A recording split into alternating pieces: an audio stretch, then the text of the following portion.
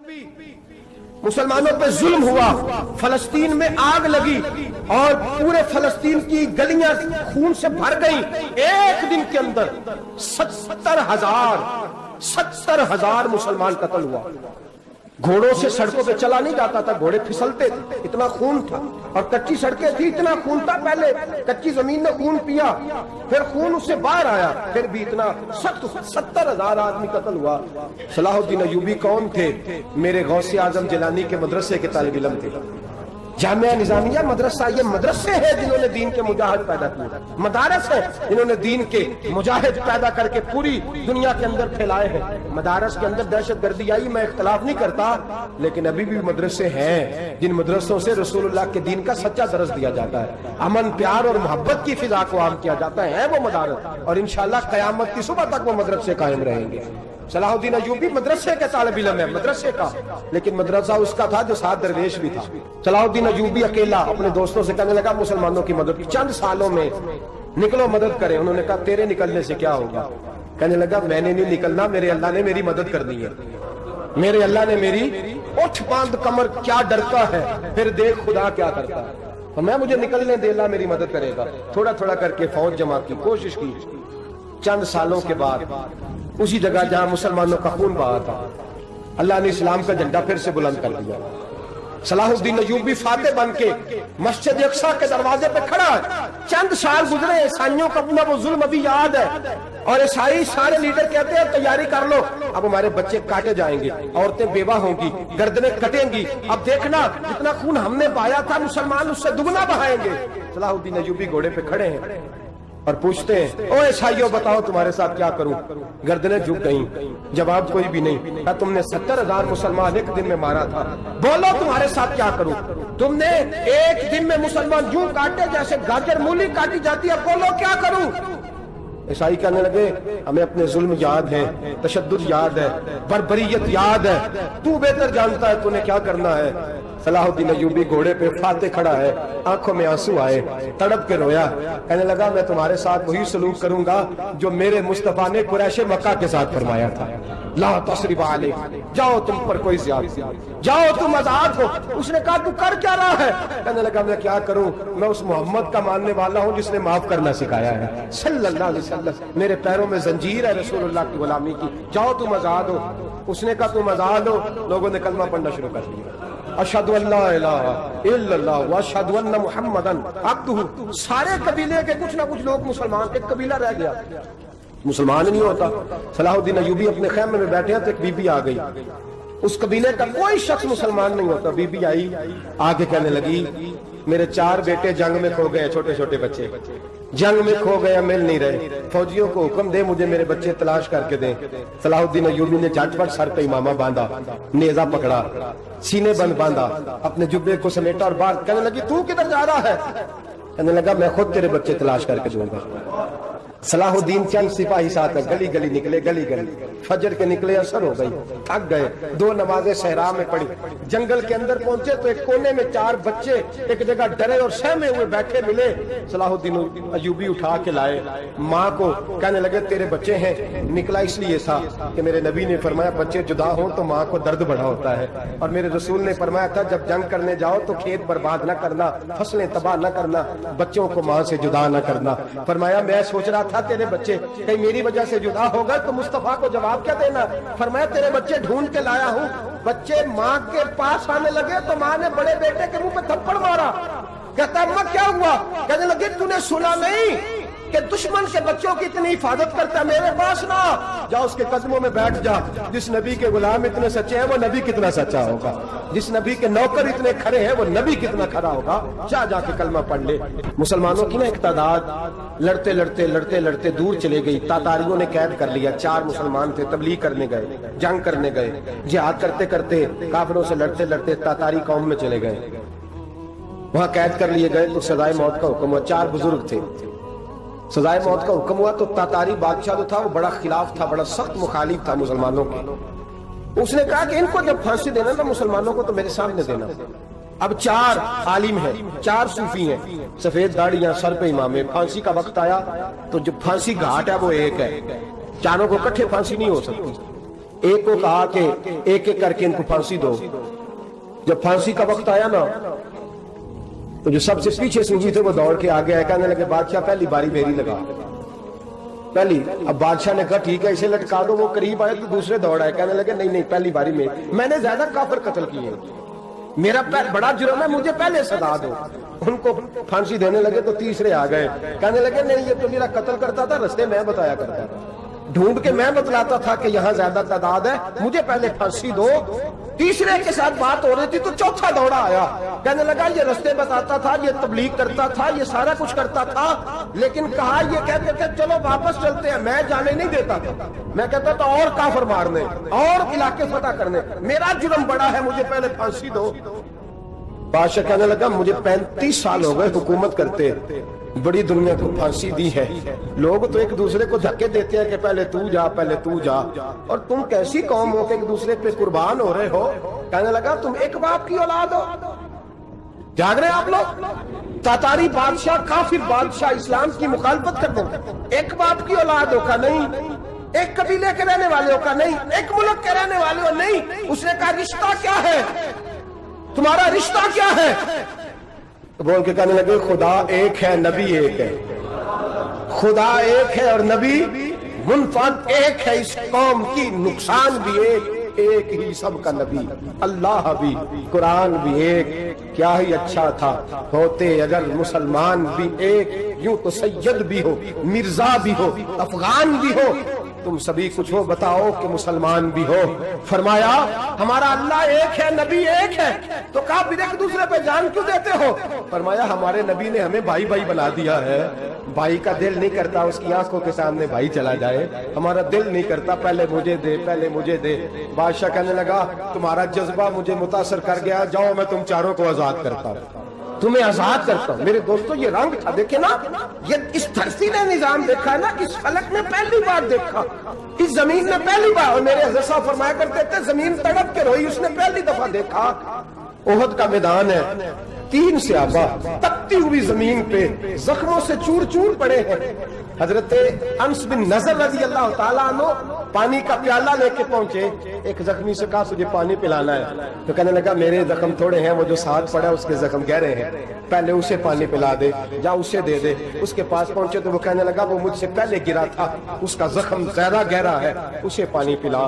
تیسرے کے پاس گئے تو کہنے لگا چوتھا تڑپ زیادہ رہا ہے, اس کی عمر زیادہ ہے, میں تو جوان ہوں برداشت کر لوں, بڑھاپے کی وجہ سے نڈال ہو گیا, پہلے اسے پانی پلا. چوتھا کہنے لگا 5ویں کے پاس جا, 5واں کہنے لگا 6ٹھے کے پاس جا. حضرت انس بن نضر کہتے میں رو پڑا, میں نے کہا محمد کے غلاموں, رسول نے تمہیں کیسا جذبہ دے دیا ہے, زبانیں پیاس سے باہر ہے لیکن تمہاری اخوت مرتے دم تک قائم ہے. کہتے میں 7ویں کے پاس گیا تو کہنے لگا اگر 6 قربانی دے سکتے ہیں تو مجھے خود غرض نہ سمجھ, میں نے نہیں پانی پینا, جا پہلے کے پاس لے جا. کہتے میں پہلے کے پاس آیا تو روح پرواز کر گئی, دوسرے کے پاس آیا تو روح پرواز کر گئی, میں 7ویں تک آیا تو انتقال کر گئے. کہتے ہیں پانی کا پیالہ میں نے اٹھایا اور میں نے زمین پہ رکھا تو میں نے کہا پانی کما رہنا, محمد کے غلام مر تو جاتے ہیں پر ایک دوسرے کا خیال بڑا رکھا کرتے ہیں, کما رہنا یہ مر جایا کرتے لیکن ایک دوسرے کا درد. میرے دوستو لٹا ہوا برما, روتے ہوئے مسلمان, سسکیاں اور آہیں لیتی ہوئی مائیں پوچھتی ہیں اے خاصا اے خاصان رسول, وقت دعا ہے, امت پہ تیری آ کے عجب وقت پڑا ہے. وہ دین جو بڑی شان سے نکلا تھا وطن سے, پردیس میں وہ دین آج غریب الغربا ہے.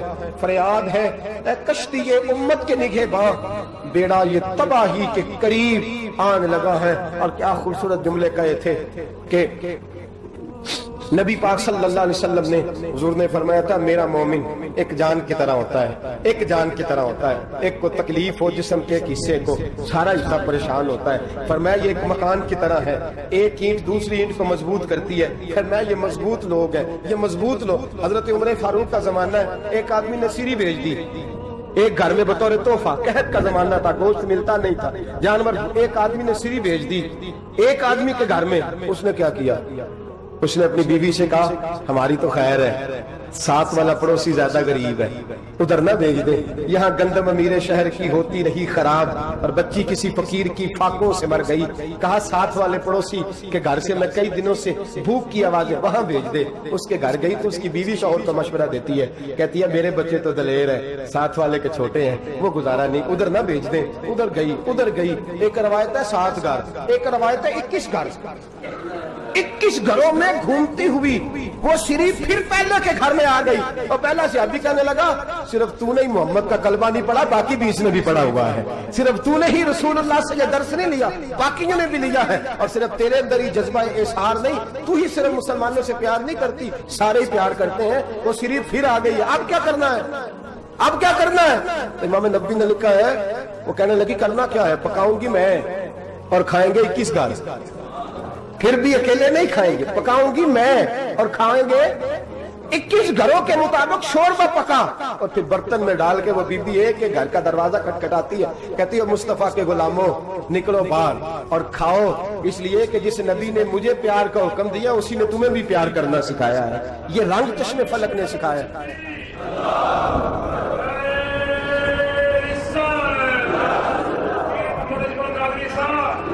آپ کی بڑی مہربانی، زندہ باد وہی ہے جس کو اللہ رسول زندہ باد فرمائے، بڑی مہربانی، اللہ جزا دے۔ بنو قریظہ اور بنو نزیر 2 محلے تھے یہودیوں کے، یہودیوں نے بڑی عہد شکنی کی تو نبی پاک صلی اللہ علیہ وسلم نے ان کو بے دخل کر دیا، مدینے سے نکال دیا، مدینہ منورہ سے۔ یہودی نکل گئے مدینہ طیبہ سے، تو جب وہ نکل کے جا رہے تھے تو ان کے مکان، ان کے باغ، ان کی جائیدادیں بچ گئی۔ نبی پاک علیہ السلام نے انصار مدینہ کو پہلے بلایا، جاگ رہے ہیں نا آپ لوگ، پیسے آتے کسی کو برے لگتے ہیں، اب تو یہ بھی حلال حرام کی تمیز بھی اٹھتی جا رہی ہے، جائیداد، باغ، مال، علاقہ خالی ہوا ہے، وہ چلے گئے اور لوگ تو ڈھونڈتے پھرتے ہیں۔ اللہ خیر فرمائے، شاملار جگہ ملتی نہیں اب شہروں میں، وہ کس کس نے نام کرا لیا، کدھر گئی ہے کوئی خبر ہی نہیں، خالی جگہ پڑی ہے۔ میرے نبی پاک علیہ السلام نے پہلے انصار مدینہ کو بلایا، حضور نے فرمایا انصاریوں بہت بڑی جائیدادیں یہودیوں کی، بنو نزیر اور بنو قریظہ محلے خالی ہو گئے، میرا دل کرتا ہے وہ تمہیں دے دوں، اس لیے کہ تم نے اپنے مہاجر بھائیوں کے ساتھ بڑا تعاون کیا، جائیدادیں تم نے دے دی ہیں، مکانات دے دیے ہیں، بڑا کچھ تم نے دیا ہے، میرا دل کرتا ہے وہ تمہارے نام کر دوں۔ تو انصار مدینہ کیا کہنے لگے یا رسول اللہ دے تو ہم نے دیا ہے، پر وہ بیچارے جھجکتے ہی رہتے ہیں، وہ جھجکتے ہی رہتے ہیں، کھول کے ہماری چیزیں استعمال نہیں کرتے، تو حضور ہم تو پہلے ہی انصار ہیں، ہمارے پاس بڑا کچھ ہے، آپ مہربانی فرمائیں وہ سارا کچھ مہاجروں کو دے دے، مہاجرین کو ہمیں نہیں چاہیے۔ اب چلے گئے بات کر کے، میرے حبیب پاک نے مہاجروں کو بلا لیا، فرمایا بنو نزیر اور بنو قریظہ قبیلے کی جائیدادیں آئی ہیں، تمہارے پاس بظاہر جو چیزیں ہیں بھی وہ بھی انصار مدینہ کی ہیں، تو میرا یہ خیال ہے کہ وہ سارا کچھ تمہیں دے دیا جائے۔ ابو بکر صدیق رضی اللہ تعالیٰ عنہ کہنے لگے یا رسول اللہ صلی اللہ علیہ وسلم ہمارے انصار بھائیوں نے ہمارے لیے دل تک کھول دیے ہیں، حضور انہوں نے ہر چیز بانٹ کے ہمارے سامنے رکھ دی ہے، ہم اتنے خرد غرض ہے کہ سارا کچھ لپیٹ جائیں، کہ حضور ہمارے پاس جو مکان ہے وہ ہے، ہم کاروبار کر رہے ہیں، تجارتیں کر رہے ہیں، مزدوریاں کر رہے ہیں، ہم انشاءاللہ اور بنا دیں گے، آپ یہ ہماری طرف سے ہمارے انصار بھائیوں کو گفٹ کر دیں، آپ انہیں دے دیں۔ میرے حبیب کی آنکھوں میں آنسو آ گئے، میرے نبی پاک علیہ السلام رو پڑے، یا رسول اللہ کیوں روتے ہیں؟ فرمایا تمہارا یہ بھائی چارہ قائم رہا تو اللہ اسلام کو بڑی قوتیں عطا فرمائے گا، اللہ طاقتیں دے گا اسلام کو، اگر تمہارا یہ رنگ قائم رہا، یہ انداز، میرے غلاموں تمہارے یہ طور طریقے، کہ بھائی کہتا ہے دوسرے کو، دوسرا کہتا ہے تیسرے کو۔ عرض یہ کرنے جا رہا تھا کہ رسول کریم صلی اللہ علیہ وسلم نے یہ پیغام دیا امت کو، فرمایا دیکھیں نا کتنے بڑے لفظ ہیں، یہ نہیں فرمایا دوزخ میں جائے گا، یہ نہیں فرمایا کہ اسے جہنم کی سزا ملے گی، میرے نبی نے فرمایا میں اسے مومن مانتا ہی نہیں، میں اسے مسلمان اپنا مانتا ہی نہیں۔ حضور کسے؟ فرمایا جو پیٹ بھر کے کھاتا ہے اور اس کا ہمسایہ بھوکا سو جاتا ہے، میں مومن ہی نہیں مانتا۔ سزا تو تب ملے گی نا کہ جب میں کسی سزا کا اعلان کروں، میں مانتا ہی نہیں تو میرا ہے ہی نہیں، خود پیٹ بھر کے کھا رہا ہے، ہمسایہ اس کا بھوکا، میں نہیں مانتا۔ انما المؤمنون اخوہ، مومن بھائی بھائی، میں مانتا ہی نہیں اسے۔ اور میرے حبیب پاک اتنے بڑے لفظ حدیث میں اور کہیں نہیں ملیں گے، آپ کو اتنے بڑے جملے کہیں نہیں ملیں گے۔ میرے نبی پاک نے فرمایا اللہ کہے گا قیامت کے دن، کون؟ اتنے بڑے لفظ حدیثوں میں ملتے نہیں جتنے یہ ہیں۔ حضور نے فرمایا رب فرمائے گا بندے سے کہ میں تیرے پڑوس میں بھوکا تھا، تو نے مجھے روٹی کیوں نہیں کھلائی؟ कौन कह रहा है? अल्लाह कह, मैं भूखा था तूने रोटी नहीं दी, मैं नंगा था तूने कपड़ा नहीं दिया, मैं प्यासा था तूने पानी नहीं पिलाया, मैं बीमार था तू तीमारदारी। या अल्लाह, ना तू खाता है, ना पीता है, ना कपड़ा पहनता है, ना तू बीमार होता है, लाता खुजूसी ना तुम वाला नो, तुझे बीमारी आती नहीं, ऊँग नींद नहीं आती, मेरे मालिक तू मेरे पड़ोस में था। हुजूर फरमाते हैं, रब फरमाएगा वो जो बंदा तेरे पड़ोस में भूखा था तो बंदा तो मेरा ही था ना, वो जो बंदा तेरे पड़ोस में नंगा था तो बंदा तो मेरा ही था ना, वो जो तेरे पड़ोस में प्यासा तड़पता रहा तो वो मेरा ही बंदा था। तू दवाई लेने जाए तो बड़े अस्पताल में और उस बेचारे को 20 रुपए पर्ची के लिए मुयस्सर ना आए तो मेरा ही बंदा था। मेरे दोस्त ख्याल कर और याद रख, ये जो हमसाये ममालिक में जुल्म होते हैं, ज्यादतियां होती हैं, हमारे घर का पंखा अच्छा चलता है, हम जुलूस उस वक्त निकालते हैं जब हमारी लाइट बंद होती है, हम जुलूस उस वक्त निकालते हैं जब हमारा SHO हमें तंग करता है, हम उस वक्त दर्द महसूस करते हैं जब हमारे घर तक आग आ जाती है। ये जो बाहर आग जल रही है ये तेरे घर भी आ सकती है, ये जो बाहर फसाद हो रहा है ये तेरे दरवाजे तक आ सकता है। मेरे रसूल पाक ने एक जान, मुसलमान को एक जान करार दिया। मुझे बताइए, उंगली को कट लग जाए, मुसलमान एक जान है ना, उंगली को लग जाए कट, दिमाग कहता है मैंने नहीं सोचना इसके बारे में, मैंने इसके दर्द को महसूस ही नहीं करना, उंगली की दर्द है, उंगली जाने उसका काम जाने। ऐसे ही होता है ना। बोले पैरों से कहते हैं, उंगली कहती है चल डॉक्टर के पास, पैर कहते हैं नहीं मैंने नहीं जाना, उंगली का काम है उंगली जाए। ऐसे ही है ना। दिल से कहते हैं तू तड़प थोड़ा सा, उंगली को दर्द है, कहते मैं क्यों तड़पूं, उंगली का मामा, उंगली जाने उसका काम जाने। टेलीफोन करना है, डॉक्टर साहब का पता करना है तो कान कहते हैं मैंने नहीं बात सुननी डॉक्टर साहब की, जुबान कहते हैं मैंने नहीं बोलना, उंगली जाने। ऐसा होता है। पैर एहतजाज करते कि मैंने डॉक्टर के पास, मैं क्यों चक्कर खाता फिरूं डॉक्टर की दुकान की, उंगली को दर्द है उंगली जाने। ऐसा होता है भाई। मेरे रसूल पाक ने फरमाया मुसलमान एक जान है, तो दर्द बर्मा के मुसलमानों को हो रहा है तो पाकिस्तानी कह रहे हैं कोई बात नहीं, वो जाने उनका काम जाने। एक जान है ना, दर्द होना चाहिए, तकलीफ होना चाहिए। फट्टे पे बातें होती हैं इस मौजू पे, असेंबली पे गुफ्तगू हुई है इस मौजू पे, आपकी सूबाई असेंबलियां इस मौजू पे बोली हैं, आपके काउंसलर इस मौजू पे बोले। हम तो अपनी अपनी सियासतें, अपने अपने तमाशे, अपने अपने चक्रों में लगे हुए। वो दरिया के अंदर सिसकते मुसलमान, बंगाली कहते हैं हमारे नहीं, बर्मी कहते हैं हमारे नहीं, पाकिस्तानी कहते हैं हमारे नहीं, तुर्की कहते हैं वो किसके हैं, वो किसके हैं? वो अल्लाह के बंदे हैं, मोहम्मद अरबी के गुलाम है सल्लल्लाहु अलैहि वसल्लम। लेकिन मेरे दोस्तों, क्या हमें क्या गर्ज है, वो जाने उनका काम जाने।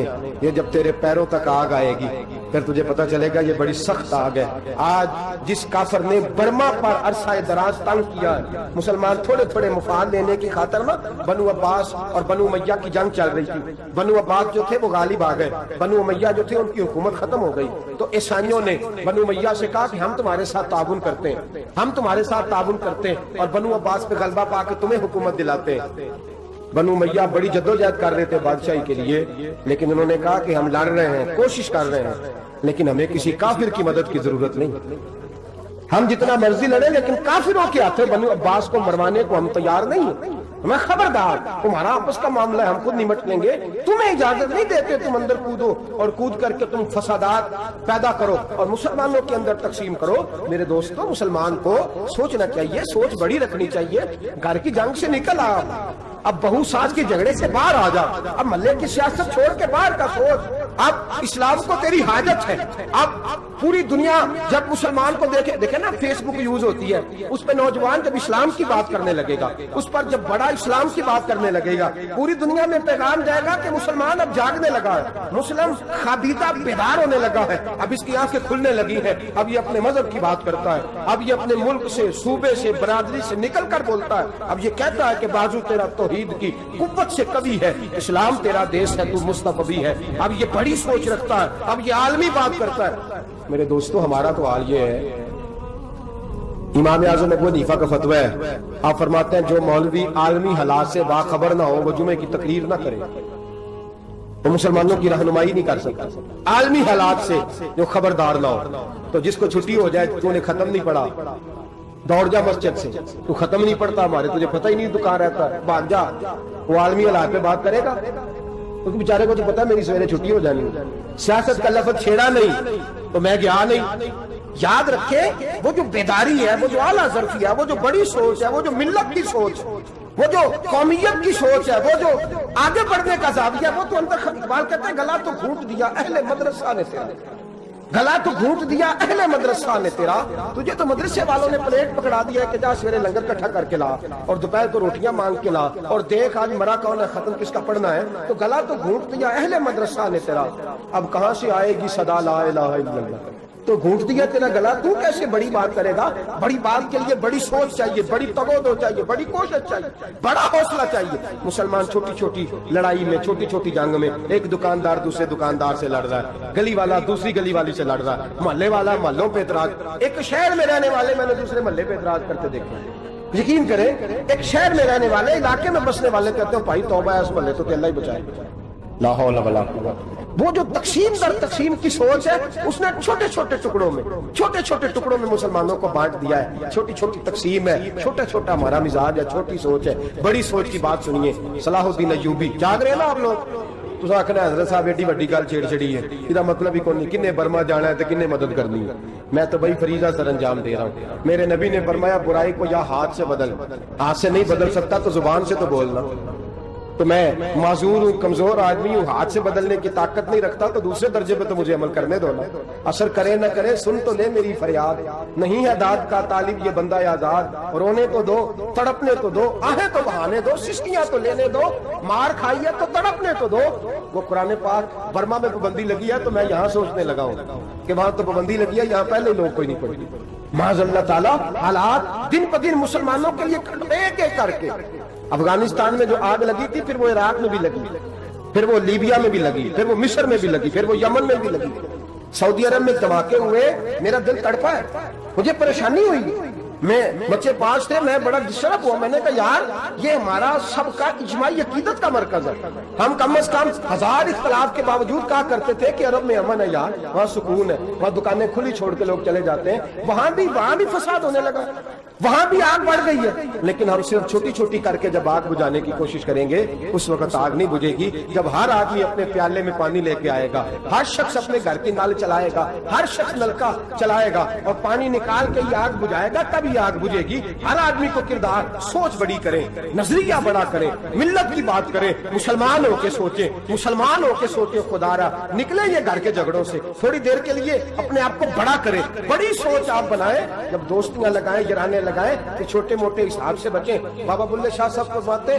कोरे वर्क किताब नहीं होंगे, कोरे वर्ग किताब नहीं होंगे, पत्थर दिल गुलाब नहीं होंगे।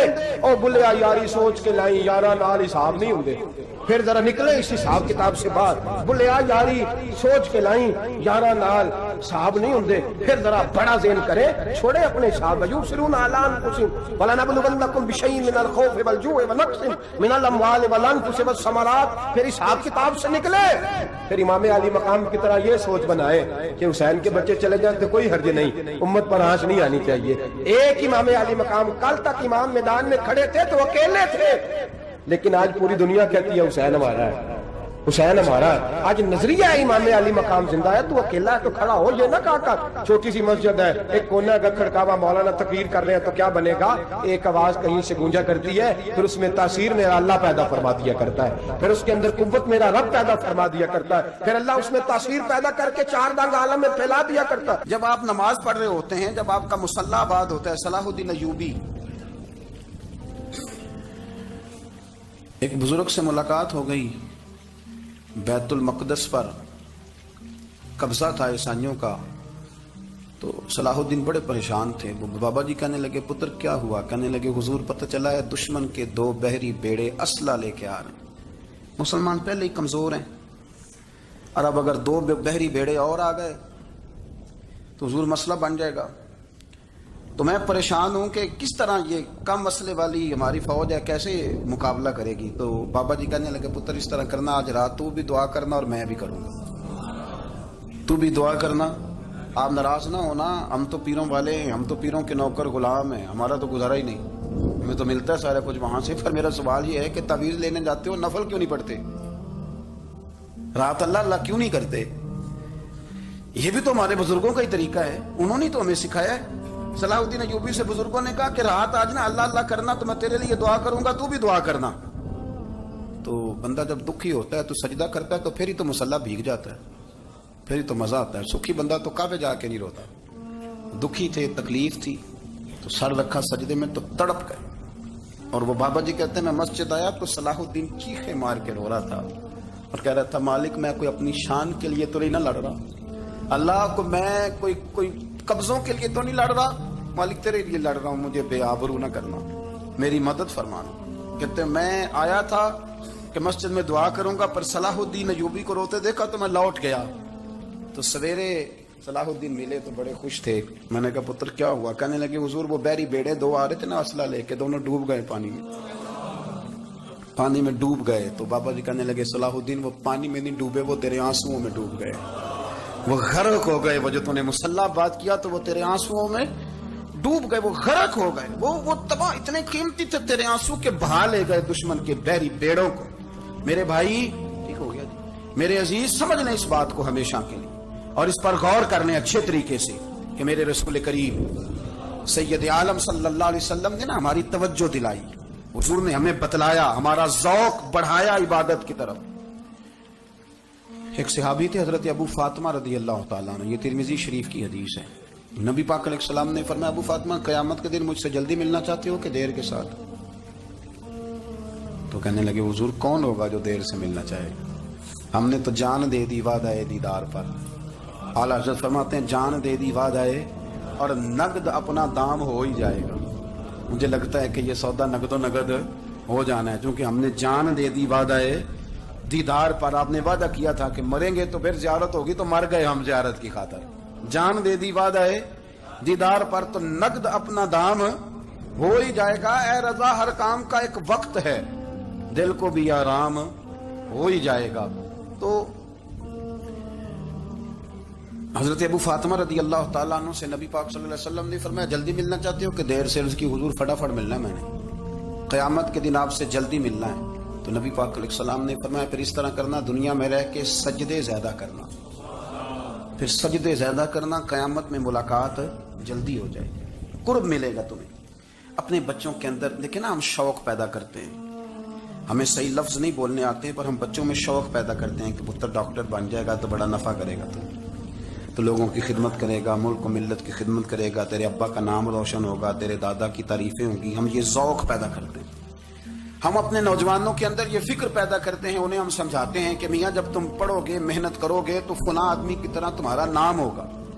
یہ جتنا ذوق ہم بچوں کے اندر ان چیزوں کا پیدا کرتے، ہمیں حکم ہے کسی طرح ہم ذوق پیدا کریں کہ پتر نماز پڑھے گا تو اللہ راضی ہو جائے گا، تو سجدہ کرے گا۔ دیکھیں نا میرے رسول کریم علیہ السلام نے فرمایا 7 سال کے بچے کو مسجد لے کے جاؤ، یعنی اسے شوق دلاؤ، اس کے اندر یہ خاصیت پیدا کرو کہ اس کا دل کرے مسجد میں جانے کا، اس کے اندر یہ خصوصیات لاؤ کہ وہ ہمارے ہاں نا ہر چیز کو پرموٹ کیا جا رہا ہے، ہر چیز کو یعنی سر سنگیت سکھانے کے لیے اکیڈمیاں بن گئی ہیں، ہر شے پرموٹ ہو رہی ہے، عبادت کا جذبہ کم ہوتا جا رہا ہے، اللہ کا ذوق ہمارے اندر نہیں رہا۔ اور اتنا مشکل ہم نے اپنے لیے بنا لیا ہے کہ وہ بندہ جو بڑی زبردست مذہبی گفتگو کر رہا تھا اور تگڑی بات کر رہا تھا، کیا بات ہے، لیکن نماز کے بارے میں کمزوری دکھا جاتا ہے، نوافل کے بارے میں وہ چپکے سے نکل جاتا ہے۔ امام احمد بن حنبل رحمۃ اللہ تعالی علیہ، مسند امام احمد بن حنبل 14 جلدوں میں ہے مارکیٹ میں، اور مجھے تو خیر پسند ہی بڑی ہے، میں نے تو کئی دفعہ پڑھی ہے۔ اور کیا بات ہے امام احمد بن حنبل، کیسے تگڑے قسم کے محدث تھے اور اللہ نے کتنا انہیں اعزاز عطا فرمایا ہوا ہے۔ یہ کوڑے بھی کھاتے تھے دین کی خاطر، سارا کرتا لہو سے بھر بھی جایا کرتا، بڑا اعزاز والا شخص تھے، بڑے اعزاز والے، حدیثیں جمع کرنا، حدیثیں لکھنا، حدیث پڑھانا، سارا دن رہتے تھے۔ کہہ سکتے تھے کہ میں کر تو رہا ہوں کام، اور حدیث بھی موجود ہے کہ عالم عابد سے افضل ہوتا ہے، پر اس کے باوجود امام احمد بن حنبل رحمۃ اللہ علیہ 300 نفل فرض نمازوں کے علاوہ پڑھا کرتے تھے، 300 نوافل روز پڑھا کرتے تھے۔ ان کے بیٹے نے کہا ابا جی مکان خریدنا ہے، تو وہ جگہ کہاں کر کے لوں، بہت ساری آبادیاں، تو فرمایا پتر وہاں لینا جہاں مسجد قریب ہو۔ میرے رسول کریم سید عالم صلی اللہ علیہ وسلم اتنا پسند کرتے مسجد کو، اتنا پسند کرتے نماز کو کہ رسول کریم صلی اللہ علیہ وسلم تہجد کی نماز بھی پڑھتے، پھر حضور فجر کی نماز بھی پڑھتے، نبی پاک وتر کو الگ کر کے پڑھتے، عشاء کے ساتھ نہیں پڑھتے۔ یہ تو ہم اس لیے اجازت دی ہمارے بزرگوں نے کہ بعد میں اٹھے گا کون علیحدہ وتر پڑھنے کے لیے، عشاء کے ساتھ پڑھ لے، وتر پڑھتے، تہجد پڑھتے، فجر پڑھتے، اشراق پڑھتے، چاشت پڑھتے، پھر مغرب کی نماز کے بعد 6 رکعت اوابین پڑھتے، پھر رات کو صلاۃ اللیل پڑھتے۔ سیدہ عائشہ صدیقہ کہتی ہیں زمانہ سو جاتا اور میرے رسول مصلی بچھا کے کھڑے ہو جاتے۔ او یار کھیتی باڑی کر کے نہیں، محنت مزدوری کر کے نہیں، جناب عائشہ کہتی ہیں میں یہ بھی دیکھتی کہ حضور ایک آیت شروع کرتے تو ساری رات اسی کو پڑھتے، اور میری نظر جاتی تو قدم مبارک پہ ورم آ جاتا۔ یار نماز پڑھ پڑھ کے اتنی مشقت کر کے اتنی جد و جہد کر کے ورم آ گیا، یا رسول اللہ اتنی محنت کیوں کرتے ہو؟ فرمایا افلا اکون عبدا شکورا، کیا میں اپنے رب کا شکر گزار بندہ نہ بنوں؟ صحابہ کا ذوق عبادتوں کا، ریاضتوں کا، تلاوتوں کا، طبیعت ہے ان کی، وہ ایک دوسرے کو، حضرت مولا علی شیر خدا کرم اللہ تعالی وجہہ الکریم کے زمانے میں روم کے بادشاہ نے کہا یار یہ مسلمانوں کا پتہ تو کرو، یہ آخر کیوں اتنے زیادہ مجاہد ہیں؟ اس زمانے میں جاسوس بھیجنے کا مزاج تھا، اب تو جاسوس پکڑا جاتا ہے، اب تو جاسوس ہو، اور جاسوسی کا شوق ویسے آج بھی ہے۔ عرض کروں تھوڑی سی بات اس عنوان سے، پتہ کیا ہمارا مسئلہ ہے؟ ہم جہاں جاتے ہیں نا وہاں تھوڑی خوشبو سونگنے کی کوشش کرتے ہیں، وہ کیا ہے تو یہ کیا ہے تو ادھر کیا ہے تو تھوڑا سا ادھر کیا ہے۔ میرے رسول پاک پڑھیے درود شریف، سارے پڑھیے ذرا زور سے، صلی اللہ تعالی۔ نبی پاک علیہ السلام نے فرمایا جاسوسی نہ کرنا ورنہ تم بندوں کو خراب کر دو، اور فرمایا اس طرح نہ ہو کہ تم کسی کے اب کھول نہ نکلو تو تمہارے پہلے کھل جائیں۔ یہ جو ذوق ہے نا یہ ختم کریں، چھوڑیں، مطلب آپ کس چکر میں پڑے ہوئے ہیں؟ اتنی زیادہ توجہ کرنے کی کیا ضرورت؟ نے کام سے کام رکھیں، اس میں بندہ تھوڑا سا نا آسان رہتا ہے۔ یہ جو بہت زیادہ ٹٹولنے والے لوگ ہوتے ہیں نا وہ بےچارے پھر عمر ٹٹولتے ہی گزار دیتے ہیں، اس لیے کہ مزاج ہی بہت پکا ہے، بوری کا منہ کھول کے اندر تک ہاتھ ڈالنا، تو پھر کئی دفعہ سامنے سے بچھو بھی لڑ جاتا، خرابی ہوتی۔ تو جاسوسی کی جاتی تھی، اس نے بھی جاسوس بھیجے، کیونکہ قبیلوں کے لوگ تھے، کچھ مسلم کچھ کافر، پہچانے نہیں جاتے تھے لوگ، تو کچھ لوگ اس نے بھیجے، انہوں نے آ کے نا تحقیق کی، ریسرچ کری کہ آخر ماجرا کیا ہے، تو واپس جا کے انہوں نے رپورٹ دی نا روم کے بادشاہ کو۔ اس رپورٹ کا ایک جملہ بڑا شاندار ہے، وہ کہنے لگا بادشاہ ہمیں مسلمانوں کی کوئی سمجھ نہیں آئی، ہمیں کوئی سمجھ نہیں آئی۔ انہوں نے کہا کیوں نہیں سمجھ آئی؟ کہنے لگے یار عجیب بندے ہیں، جب رات مصلی پہ بیٹھتے ہیں تو یوں لگتا ہے ان کا دنیا سے رشتہ ہی کوئی نہیں، کوئی کسی کو نہیں جانتا، کوئی اپنے دکھ سنا کے رو رہا ہے، کوئی اپنی بات کر کے رو رہا ہے، لگتا ہے کہ ان کا کوئی رشتہ ہے ہی نہیں جب مصلی پہ بیٹھتے ہیں۔ اور فرمایا جب سویرے یہ جہاد کرنے نکلتے ہیں تو لگتا ہے ان سے زیادہ دلیر ہی کوئی نہیں۔